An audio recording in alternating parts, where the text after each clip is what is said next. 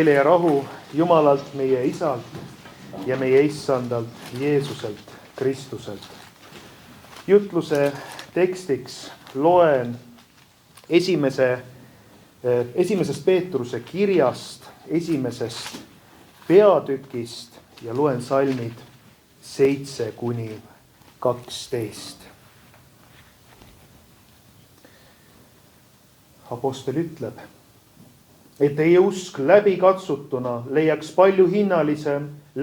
palju hinnalisem olevat kullast, mis on kaduv, et mida siiski tules läbi proovitakse ja oleks teile kiituseks, kirkuseks ja auks Jeesuse Kristuse ilmumisel, keda te armastate, kuigi te ei ole teda näinud, kellesse te praegu teda nägemata ometi usute ja rõõmustate üliväga kirgastatud rõõmuga, kui te võtate vastu usu eesmärgi oma hingede pääste.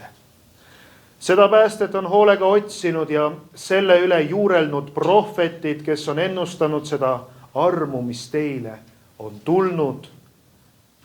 Nad püüdsid välja uurida, mille kohta ja millisest ajast andis teateid nendes olev Kristuse vaim, tunnistades ette Kristuse kannatusi ja neile järgnevat kirkust. Nendele ilmutati, et mitte neile endile, vaid teile, teie teenimiseks oli kõik see, mida nüüd teile on kuulutatud nende kaudu, kes teile tulevast läkitatud pühas vaimus on toonud rõõmusõnumeid, millesse isegi inglid igatsevad kummardades vaadata. Aamen. Istuge palun.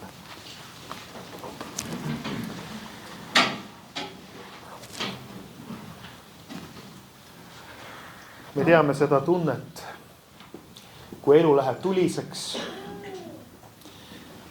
Elus võivad tabada erinevad olukorrad, kui on vaja reageerida, vaja tegutseda, vaja kindlad olla.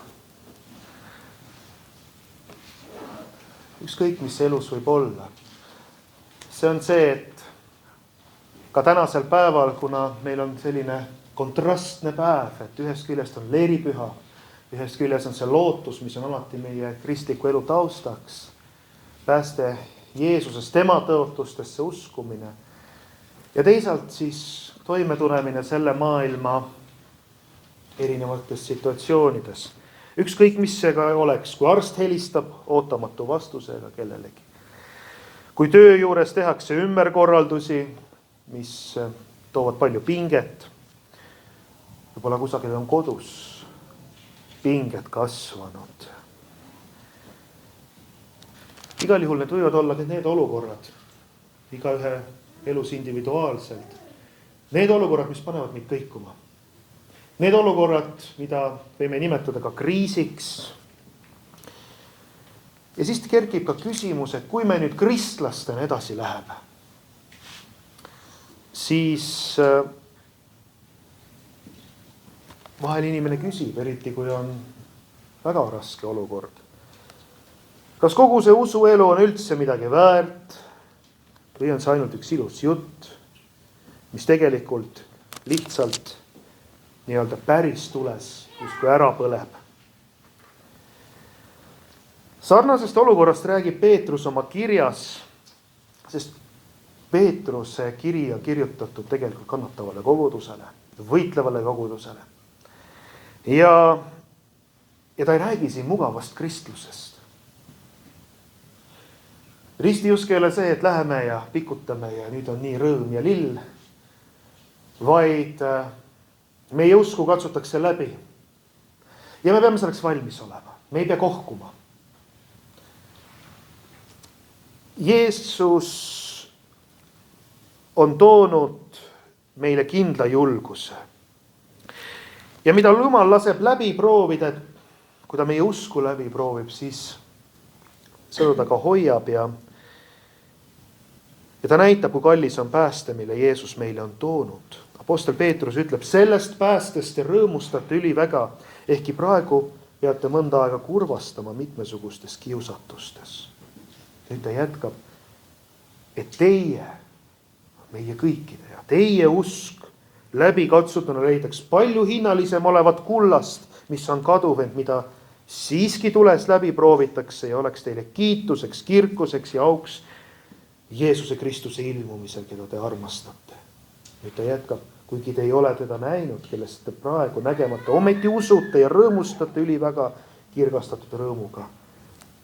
Ta lõpetab, kui te võtate vastu usu eesmärgi, oma hingede pääste.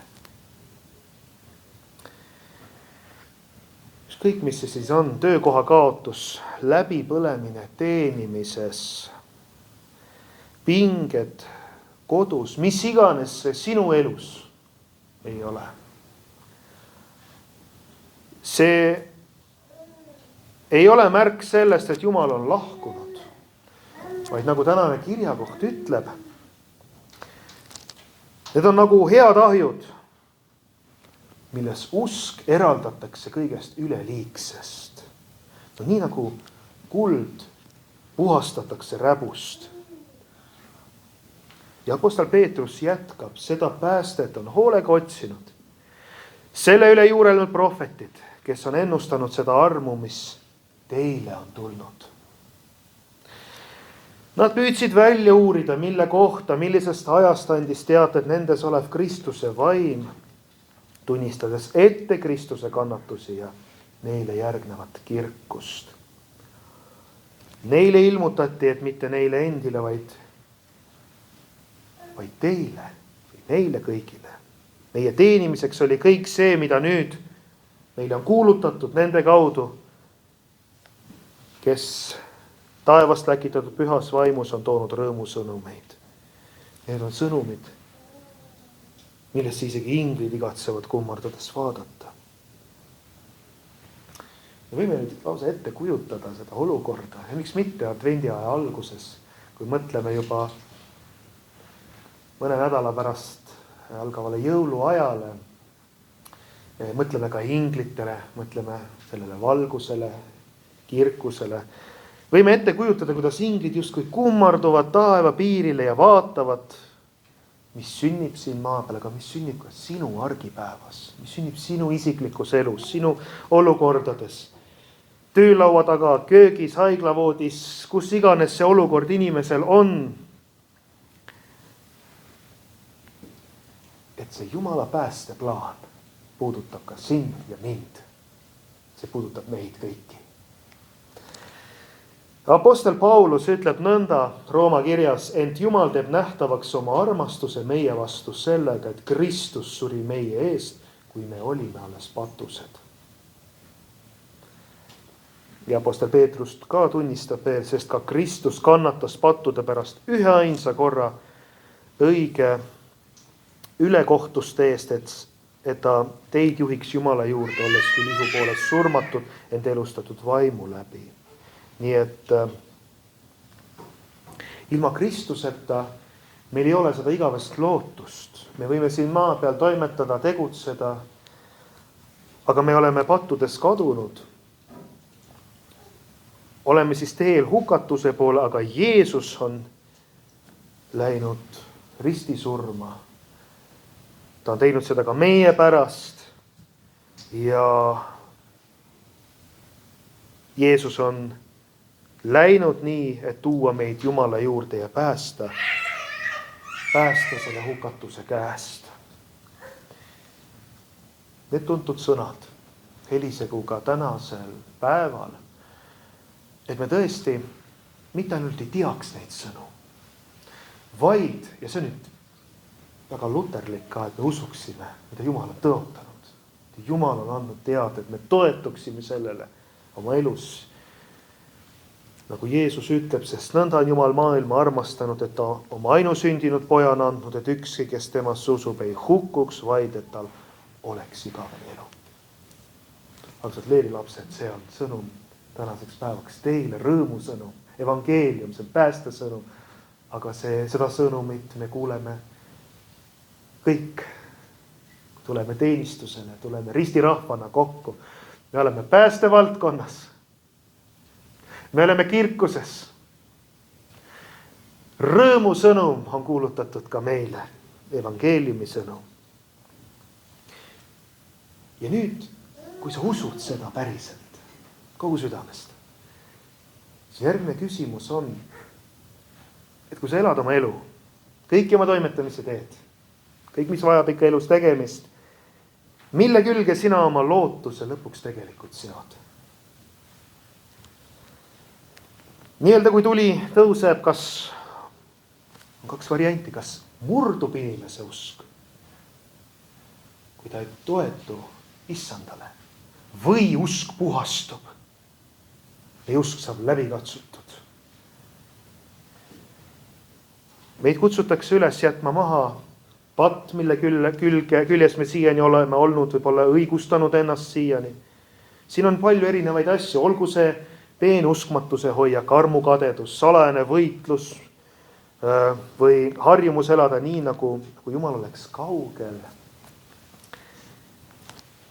Ja me paneks selle kõrvale, tunnistaksime olukorda, aga loodaksime Jeesusele Kristusele, kes suri just meie eest isiklikult, sinu ja minu eest. Ja et sa vaataksid usus ettepoole. Rõhuasetus tänases kirjakohas on see, et kuld ei jää igavesti tulle. Jah, kuld saab läbi katsutud, ta saab puhastatud räbust, aga ta ei jää igavesti tulle. Vaid kord võetakse kuld tulest välja ja siis see särab. Nõnda tõstab Jeesus esile need, kelle usk on jäänud temasse. Ja nagu ütleb apostel Peetrus, et see eesmärk, elu eesmärk on oma hingede pääste. Et meie hing oleks päästetud, paljud hinged meie ümber oleksid päästetud. Ja et me laseksime sel olla meie usu eesmärk, rõõm, millesse, nagu lugesime, isegi inglid igatsevad kummardades vaadata. Olgu meil julgus issandas õnnistatud advendiaja algust kõigile. Aamen.